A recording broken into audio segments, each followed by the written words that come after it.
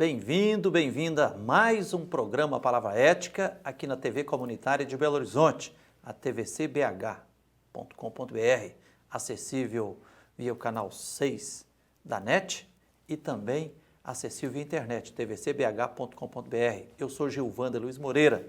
Estamos hoje com alegria aqui para entrevistarmos Larissa Pirchner de Oliveira Vieira. Larissa, bem-vinda aqui ao Palavra Ética. Muito obrigada, Frei. Muito obrigada pelo convite. É um prazer estar aqui. É uma alegria entrevistar você aqui. Nós temos vários motivos que justificam trazer a Larissa aqui. Mas o motivo principal é porque no último dia 31 de agosto, último de 2015, a Larissa defendeu sua dissertação de mestrado na Faculdade de Arquitetura e Urbanismo da UFMG, da Universidade Federal de Minas Gerais, aqui em Belo Horizonte, uma dissertação de mestrado com o seguinte título: O Projeto Minas Rio e a Mineração em Conceição do Mato Dentro, aqui na região central de Minas Gerais.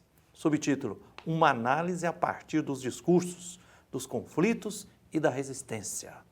Larissa, primeiro, parabéns por essa dissertação. Muito obrigada. Oxalá essa dissertação sua, que nós ficamos tão felizes com a sua apresentação lá, que julgamos ser necessário trazer você aqui para socializar com o público maior a beleza e a importância dessa pesquisa feita, né? Certamente essa dissertação aqui vai fortalecer a luta contra toda e qualquer mineração devastadora. Tomara. Tomara. Larissa é advogada, formada na Milton Campos aqui em Belo Horizonte, né? Pertence ao coletivo Margarida Alves de Assessoria Popular e, curiosamente, depois de ter se formado em Direito, resolveu fazer o mestrado em Arquitetura, né? Isso. E agora, Larissa, antes da gente entrar diretamente para você socializar um pouco da beleza dessas quase 200 páginas aqui de dissertação, por que você escolheu pesquisar esse projeto Minas Rio, essa mineração em Conceição do Mato Dentro? Bom, então, como o senhor falou, né, pertence ao coletivo Margarida Alves, que é um coletivo de assessoria popular, que é voltado, né, para a defesa dos direitos dessas populações aí que estão sem defesa, que não têm moradia e também dos atingidos, né, por esses grandes projetos. E em 2012, procurou o nosso coletivo um atingido pela mineração em Conceição do Mato Dentro e nos relatou um pouco da situação e do conflito vivenciado no município, né, com a empresa mineradora e das grandes violações de direitos que a mineradora promovia a essas comunidades históricas e tradicionais da região. E a partir daí a gente teve o interesse de conhecer, de pesquisar um pouco mais e começamos a atuar em alguns processos isolados, mas a gente conseguiu perceber que o conflito ele era muito mais amplo, né? E foi a partir daí que surgiu o meu interesse de pesquisar esse tema específico da mineração e do projeto Minas Rio, que é considerado emblemático em termos de violações e de direitos. E, enfim, foi por esse motivo assim, que eu decidi. E você está nessa causa não só como pesquisadora, mas também como militante, né? Sim, com certeza. Eu, terminando o mestrado agora, pretendo continuar, né? Além de pesquisar, continuar também contribuindo com a luta dessas comunidades e até no que eu puder contribuir juridicamente enquanto advogado também, né? Larissa, nós já gravamos vários programas aqui, dando voz a várias pessoas, lideranças, que dizem que não são apenas atingidas, mas são massacradas por esse projeto de mineração da Anglo-América em Conceição do Mato Dentro, aqui em Belo Horizonte. Mas refresque um pouco a nossa memória aqui, para quem ainda está distante ou longe, que vai inclusive nos assistir via internet, o que é que está acontecendo nesse projeto Minas Rio? Sim. Bom, então, o projeto Minas Rio, ele iniciou aí, né, em 2006 e é um projeto muito grande, né, que ele envolve uma mina localizada em Conceição do Mato Dentro. Essa mina, é o extraído minério dessa mina. Região central aqui de Minas, né? Isso, Conceição do Mato Dentro, ele está localizada a mais ou menos 160 quilômetros aqui da capital mineira, né? Está ali na região da Serra do Cipó, Serra do Espinhaço, uma região muito bonita, com muitas belezas naturais, era conhecida também pelo turismo de aventura, tem muitas cachoeiras. Então, assim, é uma região bastante importante, né, para o estado. E aí, esse projeto ele se inicia em 2006, ele envolve essa mina, um minerador mineroduto, né, que digamos assim, uma inovação das empresas, né, esse mineroduto, ele... Para escoar a mineração para o Rio de Janeiro, para o porto. Exatamente, ele transporta, o minério é transportado através do mineroduto pela água, né, pela água limpa, e aí ele cai no porto, que é localizado no Rio de Janeiro. Então é um empreendimento muito grande, é o maior mineroduto do mundo, que é considerado. Esse mineroduto, ele tem 535 quilômetros e ele envolve 33 municípios, né? Ao longo Minas e Rio de Janeiro. Entre Minas e o Rio de Janeiro. E aí esse empreendimento, ele chega em Conceição do Mato Dentro, né? Um pouco na contramão dessa vocação natural que o município já tinha para o turismo, e ele já chega, assim, a mineração já chega sendo... vamos dizer assim, imposta, e toda a legislação municipal que era voltada para a proteção do patrimônio, ela é modificada para permitir essa mineração nessa região que muitas serras eram tombadas, o patrimônio era muito protegido mesmo, por entender que era muito importante. E aí houveram várias modificações para permitir que a mineração chegasse ao município, né? Então, é um projeto que envolve aí bastantes irregularidades e além dessas violações de direitos que a gente tenta tratar um pouquinho no trabalho também. Larissa, há alguns anos atrás, eu participando de uma audiência pública na Assembleia Legislativa sobre essas mega minerações em Minas Gerais, aí eu fiquei pasmo de ver lá, por exemplo, um engenheiro de uma mineradora aí, tentando justificar a pertinência econômica e social, etc. e tudo, dos minerodutos. E ele dizia mais ou menos assim, não, é muito melhor ter mineroduto, porque um mineroduto, ele transporta por dia o equivalente a 1.500 carretas de minério. Imaginou se isso for 1.500 carretas, vai congestionar mais as rodovias, vai estragar, causar mais buraco e tudo. Aí eu fiquei imaginando. Então, para empurrar por dia 1.500 carretas de minério, quantas carretas de água? Classe especial não serão necessárias, né? Exatamente. Essa é a grande questão do mineroduto, né? Porque se, por um lado, talvez ele seja economicamente mais viável para as empresas, ele tem esse fator, né? Que é vamos dizer assim, uma inovação, que é transportar o minério pela água. E é muita água por dia, né? O minério, para ele chegar no porto, ele demora 3 dias. E aí, por dia, você imagina quanto de água que é necessário para carregar esse minério, que por esse mineroduto tem 500 quilômetros, mais de 500 quilômetros. Então, é muita água. E aí, a gente, em meio a essa crise hídrica, aí tem que se questionar, né? É uma questão, porque quais que estão sendo as prioridades desse uso da água, né? É um minério que ele está sendo transportado para fora do país, né? Que a gente começa a se perguntar se essa é realmente a melhor forma, vamos dizer assim, de desenvolvimento, né? Que passa por toda essa questão da degradação ambiental, da violação de direitos e até do uso da água mesmo. Ok, Larissa, observei que aqui na dissertação você organizou a dissertação em 4 capítulos. O primeiro, a disputa de interesses, os discursos e as ideologias que sustentam o projeto minerador no Brasil e em Minas Gerais.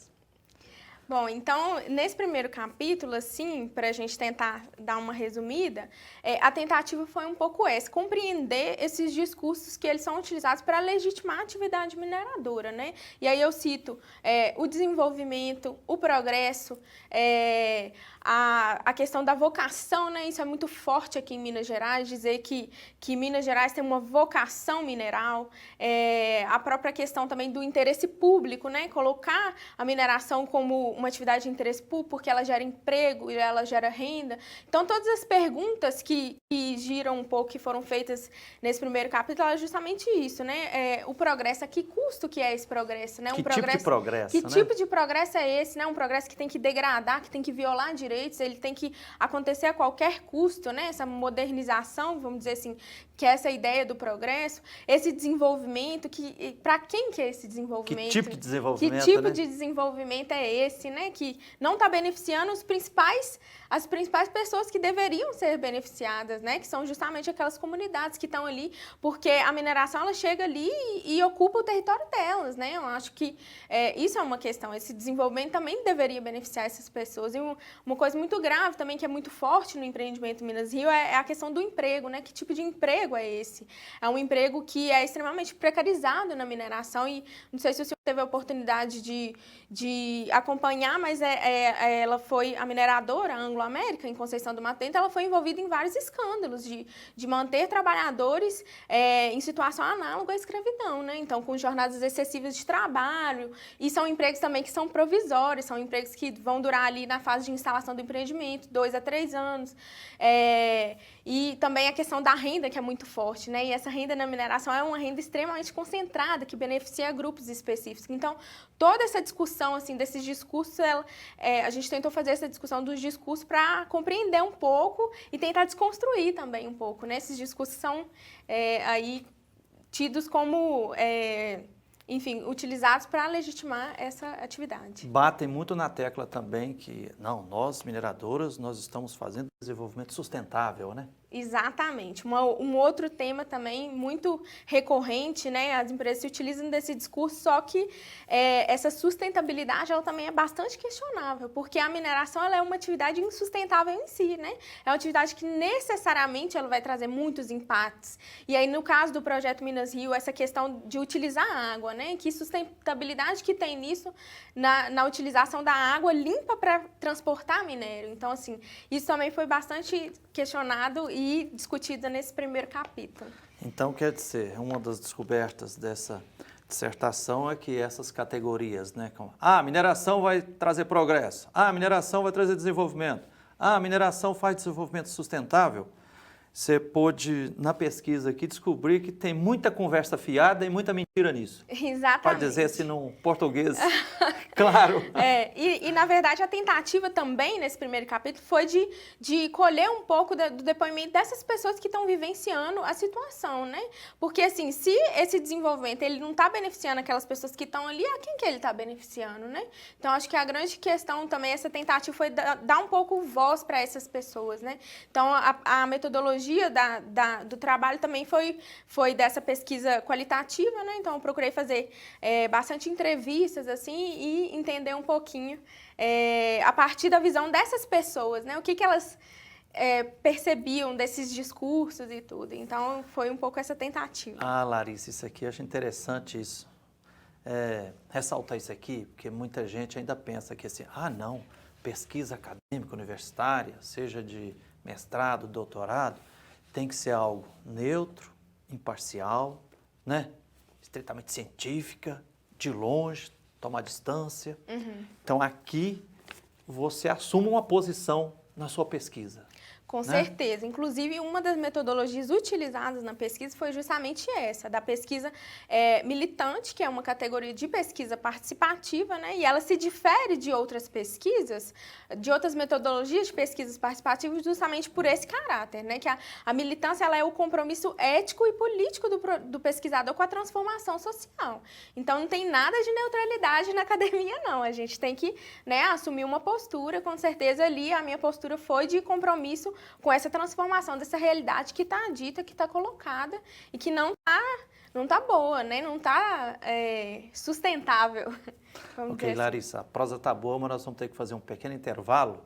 Nós estamos hoje aqui no Palavra Ética entrevistando Larissa Pirschner de Oliveira Vieira, ela apresentando aqui um pouco da beleza que ela descobriu na dissertação de mestrado sobre a mineração em Conceição do Mato Dentro, analisando os discursos, né? A luta e a resistência. Mas nós vamos a um pequeno intervalo e voltaremos já já para continuarmos entrevistando aqui a doutora Larissa para que ela socialize com um público maior as belezas dessa pesquisa. Espere aí e voltaremos já já.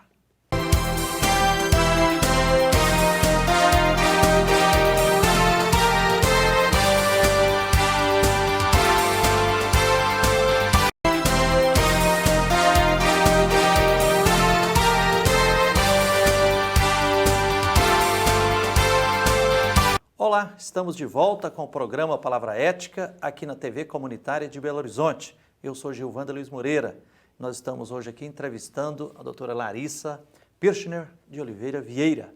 E ela está socializando conosco aqui um pouquinho da dissertação de mestrado na Faculdade de Arquitetura e Urbanismo da UFMG, da Universidade Federal de Minas Gerais, que ela defendeu no último dia 31 de agosto de 2015. Larissa, no primeiro bloco aqui do nosso programa, você falou um pouco da motivação, porque você fez a pesquisa, né, mostrando assim que com essa pesquisa que você está assim, questionando cientificamente, a partir de uma pesquisa, os discursos que endossam e que tentam legitimar a ação mineradora, né? Tais como, a mineração vai trazer progresso, desenvolvimento, desenvolvimento sustentável e tudo, né? Você falou também, a sua pesquisa é sobre o projeto Minas Rio, né? A mineração em Conceição do Mato Dentro, envolvendo um mineroduto com mais de 500 quilômetros, aqui de Conceição do Mato Dentro a 160 quilômetros de Belo Horizonte até o Rio de Janeiro. E a sua dissertação está organizada em quatro capítulos. O terceiro capítulo, Larissa, você estudou sobre os impactos e os conflitos decorrentes da instalação do empreendimento em Conceição do Mato Dentro. Sim, então nesse terceiro capítulo a gente tentou fazer um pouco desse levantamento mesmo, dos principais impactos, assim, e aí dividindo um pouco, né, impactos urbanos, que são para poder... enfim, a atividade mineradora, ela demandou, né, a chegada de muitos trabalhadores, então estima-se aí que em um determinado momento tinha... Conceição do Mato Dentro é um município que tem 17 mil habitantes hoje, né, segundo os dados do IBGE. E aí chegou, em um dado momento tinha os dados de que tinham chegado 8 mil trabalhadores no município, né, então é um contingente muito grande de pessoas, e aí essas pessoas, elas demandam serviços, né, então um dos grandes impactos também tidos no município foi justamente esse aumento da demanda pelos serviços, né, de um município que já tinha essa prestação de serviços carentes. Então, assim, foi um impacto muito grande na saúde, que não era suficiente, foi um impacto muito grande ali no meio urbano, né, o aumento do fluxo de veículos, e também na educação, em todos os setores, na moradia, né, que... com essa chegada dessas pessoas, houve um boom imobiliário muito grande, né, deixando várias pessoas sem moradia, então houve um processo de ocupação. Os aluguéis duplicaram ou triplicaram de preço, aluguéis, né? Na verdade, duplicaram não, né, foi um aumento de 1000%, então um aluguel que custava R$300, passou a custar R$3.000, assim, então esse impacto foi muito forte, assim, né, então a gente tentou fazer um pouco dessa retrospectiva dos impactos e tudo, né?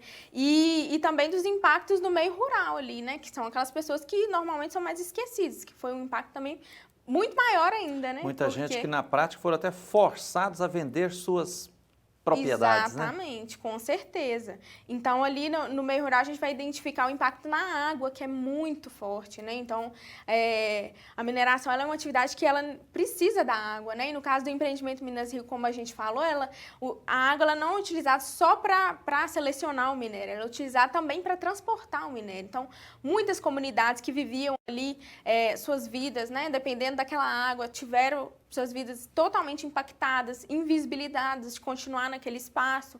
Foi o impacto também do barulho, da poeira, grande movimentação de pessoas em uma área que era muito pacata, né? Então, as mulheres, foi um impacto muito grande na vida delas, que já não podiam ali andar, porque tinham muitos trabalhadores, né? Que andavam, enfim, que andavam bêbados, que utilizavam até uso de bebidas alcoólicas enfim, então foi um impacto muito grande na vida dessas pessoas. Alterou, né? Ali naquela região, por exemplo, tem comunidades tradicionais há séculos. Exatamente. Né? Convivendo harmonicamente com a natureza ali, então o impacto foi muito grande, intenso. Muito grande. E aí a gente tentou fazer um levantamento desses impactos e dos principais, né?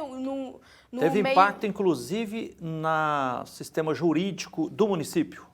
No sistema de legislação? Sim, também, né? Houve, claro que para a mineração chegar, houve todas as tentativas, né, de modificar a legislação municipal para poder receber essa mineração, né? Então, uma legislação que era totalmente voltada para a proteção do patrimônio, ela já deixa de ser para poder, porque não tem como você minerar em um lugar que é protegido, né? Destombaram, inclusive, a serra lá? Inclusive, a Serra das Ferrugem, que é onde hoje ocorre a mineração, ela teve que ser destombada, né? Foi um processo inverso, para poder permitir que a mineração ela pudesse acontecer nessa serra, né? Então, foi um impacto realmente muito grande em vários setores. Esse, Larissa, parece que é um exemplo que assim, é regra geral que acontece nesses grandes projetos, né? Por exemplo, agora eu estou estudando minha pesquisa de doutorado em educação na UFMG, é sobre a luta pela terra. E um dos pontos que eu estou pesquisando é a luta pela reforma agrária em Salto da Divisa, lá no Baixo Jequitinhonha. E lá no acampamento do Luciano, a maior parte das famílias são oriundas dos que foram atingidos e expulsos por causa da tal da barragem hidrelétrica de Itapebi.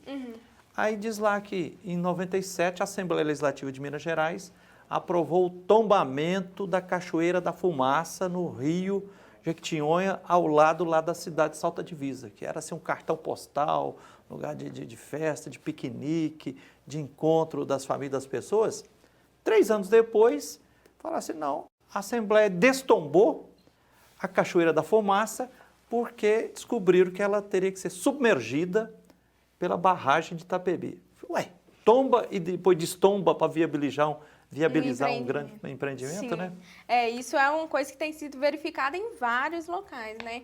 Em Minas Gerais, infelizmente. E a questão dos impactos, né? Inclusive até uma atingida que falou que não é nem só atingido o impacto, é realmente um massacre, né? É um massacre, com certeza. Isso aconteceu porque o número de condicionantes para esse projeto Minas Rio é muito grande, não é? Muito grande. O número de condicionantes iniciais, né? E aí a gente utiliza até uma analogia porque por isso se torna um empreendimento emblemático, o número de condicionantes foi maior do que Belo Monte, né? Que é tido como um dos maiores conflitos aí. Então, ambientalmente era um empreendimento inviável, inclusive o parecer do órgão ambiental de Minas Gerais deixou isso claro, né, que estava aprovando essa licença prévia por razões políticas e não porque deixou muito claro ao longo do parecer inteiro que o empreendimento era inviável. Isso foi uma questão que a gente também discutiu um pouco. Larissa, e a fragmentação do processo de licenciamento? Isso, outra irregularidade tocando esse empreendimento é justamente a fragmentação do empreendimento, que a legislação ela vai dizer que qualquer empreendimento que envolva 2 ou mais estados, ele tem que ser licenciado pelo IBAMA. Então, seria o caso típico do empreendimento Minas Rio, né? Que é uma mina em Conceição do Mato Dentro, o mineroduto que passa por 33 municípios e o porto que está localizado no Rio de Janeiro. Mas aí, no caso do Minas Rio, eles utilizaram de uma estratégia e licenciaram cada estrutura, a mina, o mineroduto e o porto, em órgãos diferentes, né? Então, a mina foi licenciada em Minas Gerais, no órgão ambiental de Minas Gerais, o mineroduto pelo IBAMA e o porto pelo órgão ambiental do Rio de Janeiro, o órgão estadual, né? Que é um absurdo jurídico e ético, né? Exatamente. Porque você tenta justamente subestimar, né, a quantidade de impactos. Você não enxerga o empreendimento como um todo. Você enxerga ele como partes e aí os impactos vão diminuindo. E não faria o menor sentido você ter um mineroduto se você não tem a mina. Então, uma coisa depende da outra, né? Teria que ser tudo licenciado por um órgão só. Mas, infelizmente, essa questão chegou a chegar no Poder Judiciário, mas, infelizmente, o Poder Judiciário entendeu que não havia irregularidades.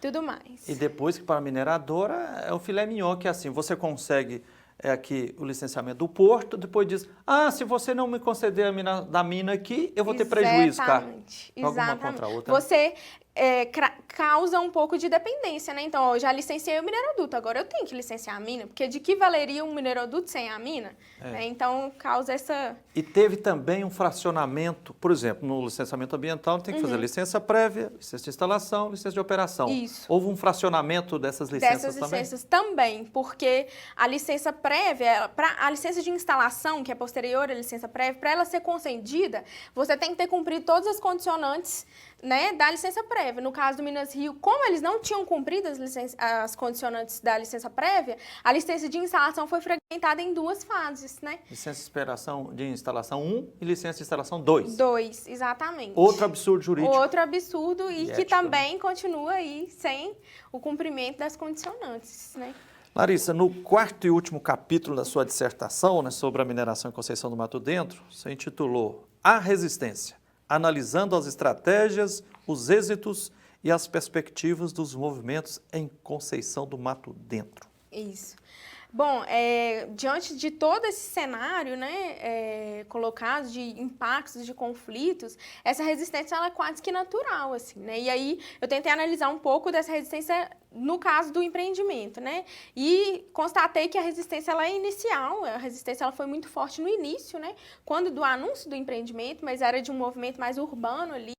E quando veio a licença prévia em 2008, essa resistência se fragmentou um pouco e aí começa a resistência na área rural, com os atingidos, que eram pessoas que estão inseridas ali na área do empreendimento mesmo, né? Perdendo Onde que suas vão... terras, sentindo Exatamente. na prática a contaminação das da água, a águas, diminuição da água. a mortandade dos peixes, do gado.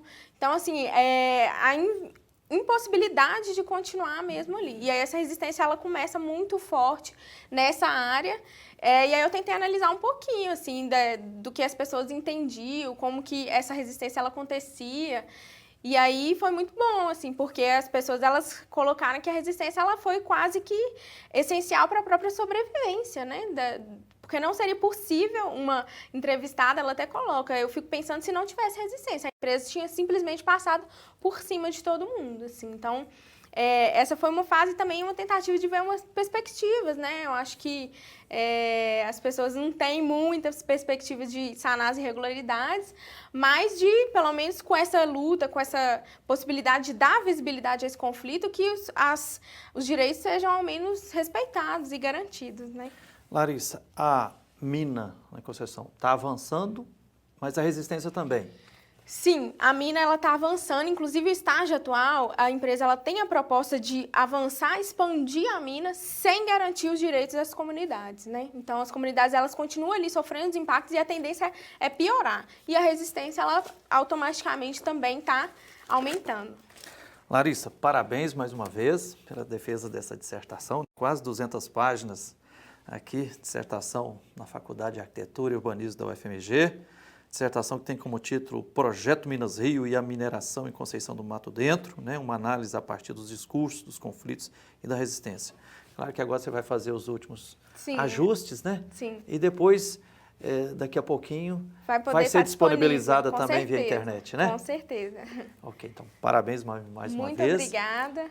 E sugerimos aqui, daqui a pouco, quem puder, que tenha acesso para ler atentamente toda a pesquisa, né, que a doutora Larissa fez aqui. E assim nós terminamos mais um Palavra Ética aqui na TV Comunitária, agradecendo a todos que nos honram com a sua atenção, agradecendo aqui a direção da TV Comunitária, os funcionários que são imprescindíveis na gravação e na veiculação desses programas. Até o próximo Palavra Ética.